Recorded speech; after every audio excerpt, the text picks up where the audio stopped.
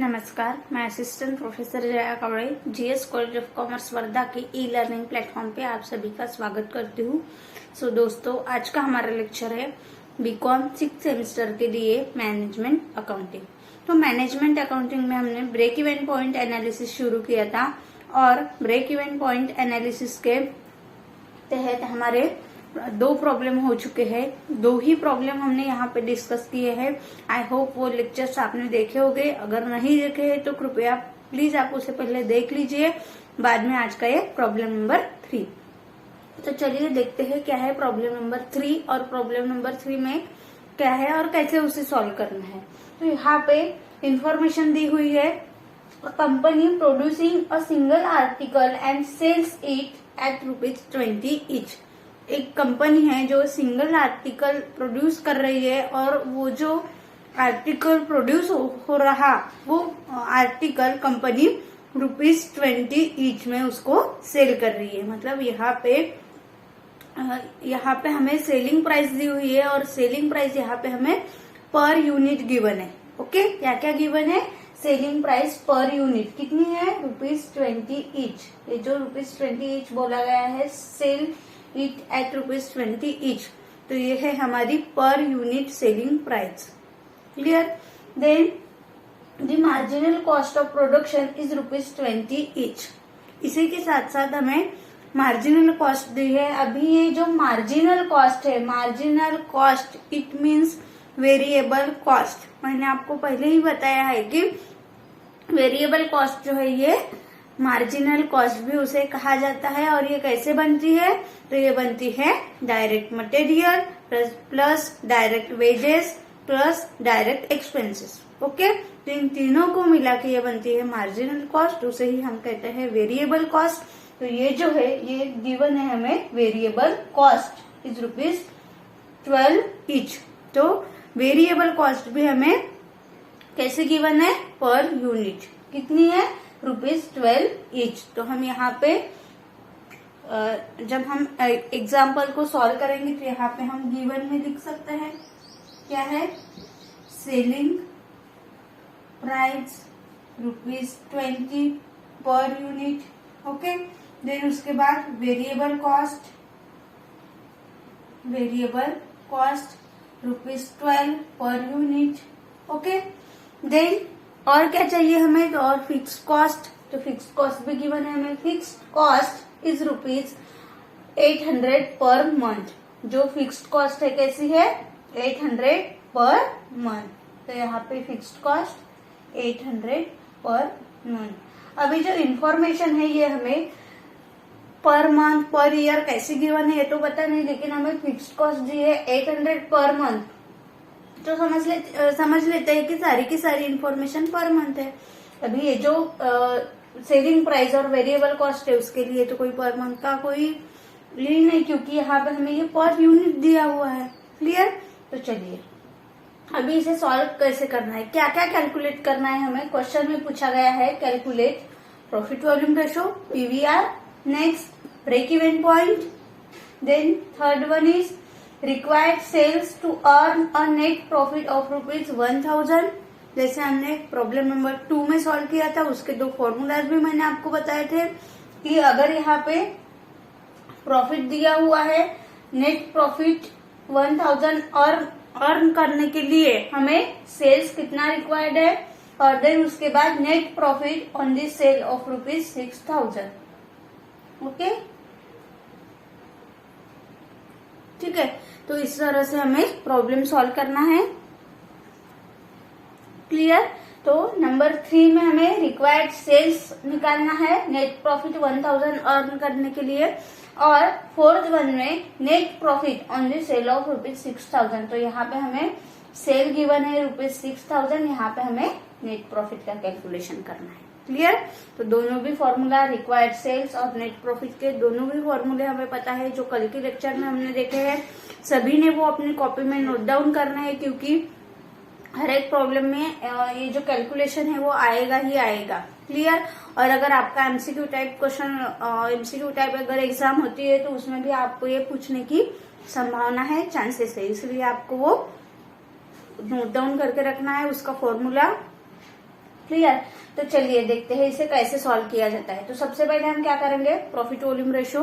Okay, तो शुरू करते हैं प्रॉफिट वॉल्यूम रेशो से। सबसे पहला कैलकुलेशन है हमारा calculation of profit volume ratio और पीवी रेशो। ओके, क्या फॉर्मूला है पीवीआर का, प्रॉफिट वॉल्यूम रेशो का फॉर्मूला क्या है। तो जैसे मैंने आपको कहा था, आप ऐसे भी कर सकते हैं, S minus V divided by sales multiply by 100। Okay, या फिर दूसरा भी एक फॉर्मूला मैंने आपको पिछले लेक्चर में बताया था, directly contribution divided by sales multiply by 100। Okay, तो यहाँ पे अगर कंट्रीब्यूशन हम अगर निकालते हैं तो यहाँ पे कंट्रीब्यूशन कितना आएगा, कंट्रीब्यूशन मतलब क्या है, sales minus variable cost, sales minus variable cost divided by sales multiply by 100। तो यहाँ पे सेल्स कितना गिवन है हमें, 20 पर यूनिट। तो यहाँ पे sales 20 less variable cost 12 per unit divided by once again sales 20 multiply by 100। Okay, तो यहाँ पे 8 डिवाइडेड बाय 20 मल्टीप्लाई बाय 100 अगर करते हैं तो यहाँ पे हमारा पीवी रेशो आएगा 40%। पीवीआर और पीवी रेशो कितना आता है, पीवी रेशो 40%। क्लियर। तो हमारा जो सॉल्यूशन है, फर्स्ट कैलकुलेशन हमारा हो गया पीवी रेशो। क्लियर। अब नेक्स्ट कैलकुलेशन है हमारा ब्रेक इवन पॉइंट। क्लियर। तो ब्रेक इवन पॉइंट कैसे कैलकुलेट किया जाता है, ब्रेक इवन पॉइंट का क्या फॉर्मूला है, तो वो फॉर्मूला हम फॉर्मूलाज में वैल्यू पुट करके हम ब्रेक इवन पॉइंट कैलकुलेट कर सकते हैं। Calculation of break even point.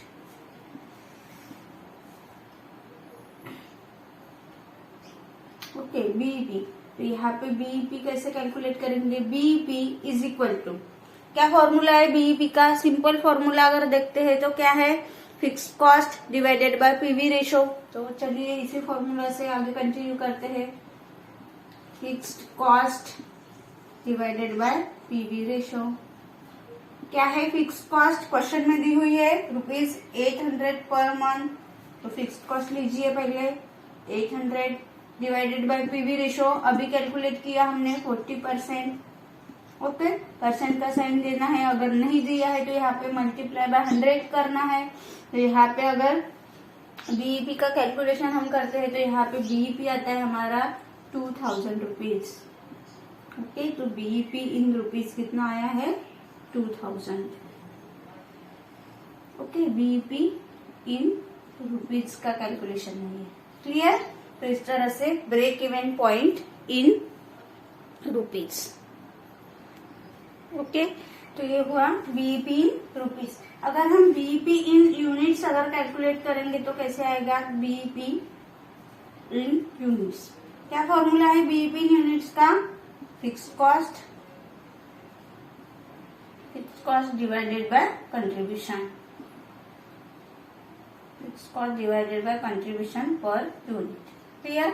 क्या है फिक्स कॉस्ट हमारी ₹800 divided by contribution per unit, अभी हमने निकाला है S minus variable cost, sales minus variable cost कितना था, ₹8।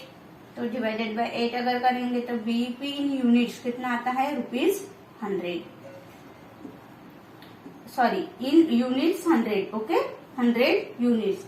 अगर हमें नो प्रॉफिट नो लॉस के लिए अगर सेल्स करना है तो हमें एटलीस्ट 100 यूनिट्स सेल्स करने पड़ेंगे। और अमाउंट में कितने रुपीज का सेल्स करना पड़ेगा, एटलीस्ट 2000 का। ओके, अभी इसको क्रॉस चेक करके देख लेते हैं। बीईपी यूनिट्स कितना आया है, 100। हमें एटलीस्ट 100 यूनिट्स सोल्व करना है, तो हमारा इन रुपीज में सेल्स कितना होना जरूरी है, ₹2000। सेलिंग प्राइस पर यूनिट कितनी है, ₹20। तो 100 यूनिट से अगर हम करते हैं तो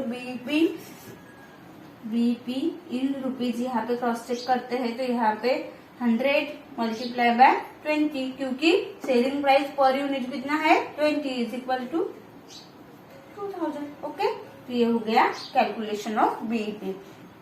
कंपनी को नो प्रॉफिट नो लॉस के लिए या कंपनी को अपना टोटल कॉस्ट जो है वो उसी के बराबर अगर अपना टोटल रेवेन्यू करना है, टोटल रेवेन्यू के बराबर अपना टोटल कॉस्ट अगर इक्वल करना है तो कंपनी को एटलीस्ट 2000 रुपीज का सेल्स करना पड़ेगा और यूनिट्स में एटलीस्ट कंपनी को 100 यूनिट्स सोल्ड करने पड़ेंगे। तो यही है BEP break even point.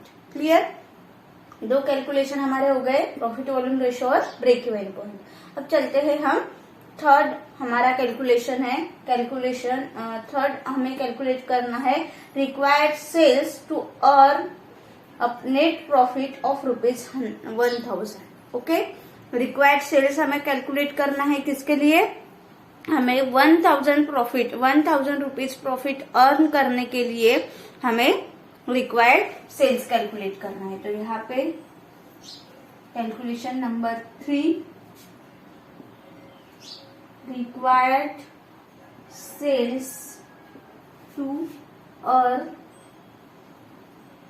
Profit और नेट प्रॉफिट ऑफ ₹1000। ओके, यहाँ पे रिक्वायर्ड सेल्स का फॉर्मूला हमारा क्या आएगा? Required sales is equal to, okay, यहाँ पे जब भी यहाँ पे अगर रिक्वायर्ड सेल्स आता है तो हमें ब्रेक इवन पॉइंट का फॉर्मूला लिखना है, break even point in rupees. Okay, और उसमें जो फिक्स्ड कॉस्ट है, फिक्स्ड कॉस्ट में हमें प्रॉफिट ऐड कर देना है। क्लियर? यहाँ पे हमें कोई भी जो रिक्वायर्ड सेल्स है वो रिक्वायर्ड सेल्स कैलकुलेट करने के लिए कोई भी फॉर्मूला यहाँ पे हमें रट्टा नहीं मारना है। यहाँ पे required sales is equal to formula क्या होगा फिर? Fixed cost. अभी हम बीईपी का फॉर्मूला लिख रहे हैं, fixed cost divided by PV ratio. Okay, और रिक्वायर्ड सेल्स के लिए हमें फिक्स्ड कॉस्ट में प्रॉफिट ऐड कर देना है। क्लियर? फिक्स्ड कॉस्ट कितनी है? ₹800 प्लस प्रॉफिट कितना अर्न करना है हमें? 1000। ओके, तो 1000 यहाँ पे पीवी रेशियो कितना है हमारा? 40%। तो 800 प्लस 1800 डिवाइडेड बाय 40%। यहाँ पे रिक्वायर्ड सेल्स हमारा आता है 4500 रुपीज। ओके, तो यहाँ पे रिक्वायर्ड सेल्स है हमें 1000 रुपीज प्रॉफिट अर्न करने के लिए सेल्स कितना रिक्वायर्ड है? 4500। कितना सेल्स करना पड़ेगा? 4500। Clear?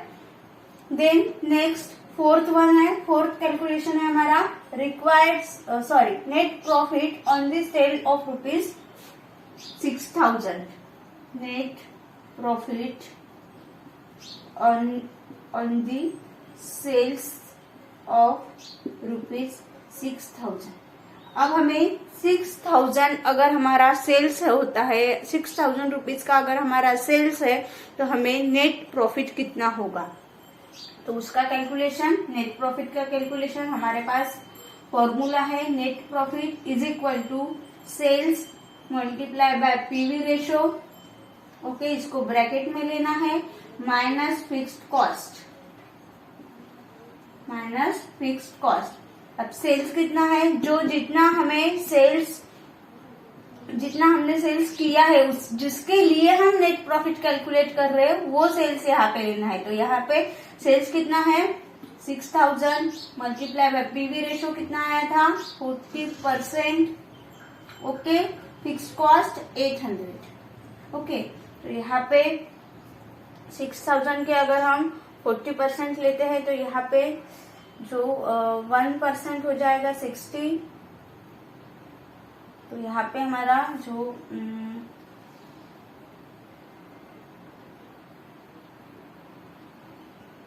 2004, okay, minus 800।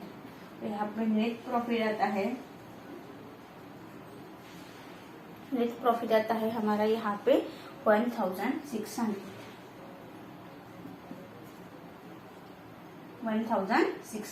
Clear?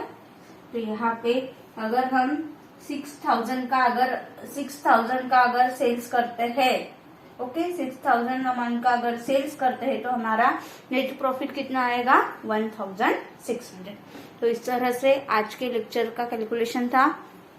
4 calculation हमें यहाँ पे करने थे, 4 कैलकुलेशन हमें यहाँ पे करने थे। Profit volume ratio, break even point, तो प्रॉफिट वॉल्यूम रेशो हमने कैलकुलेट किया है जो कि आया है 40%। देन उसके बाद ब्रेक इवन पॉइंट कैलकुलेट किया है हमने इन रुपीज और इन यूनिट्स, दोनों भी कैलकुलेट किया है। अगर हमें नहीं भी पता है तो भी हमने कैलकुलेट किया है, क्योंकि उसका जो पार्ट है अभी हमें यूनिट्स में वैल्यू गिवन है, इसीलिए हम यहाँ पे जो ब्रेक इवन पॉइंट है वो break even point in units में कैलकुलेट कर सकते हैं। क्लियर? तो break even point in units आया है 100 units. Clear? Then third calculation था हमारा रिक्वायर्ड सेल्स। अगर हमें 1000 रुपीज प्रॉफिट अर्न करना है तो हमें रिक्वायर्ड सेल्स कितना होगा, तो वो है 4500। देन इसी के साथ साथ अगर हम 6000 रुपीज का सेल्स करते हैं तो हमें नेट प्रॉफिट कितना होगा, तो वो आता है 1600। तो इस तरह से आज का ये प्रॉब्लम था, प्रॉब्लम नंबर 3। देखते रहिए और ऐसे ही प्रॉब्लम, और फिर मिलेंगे नेक्स्ट लेक्चर में और एक नए प्रॉब्लम के साथ। तब तक के लिए धन्यवाद।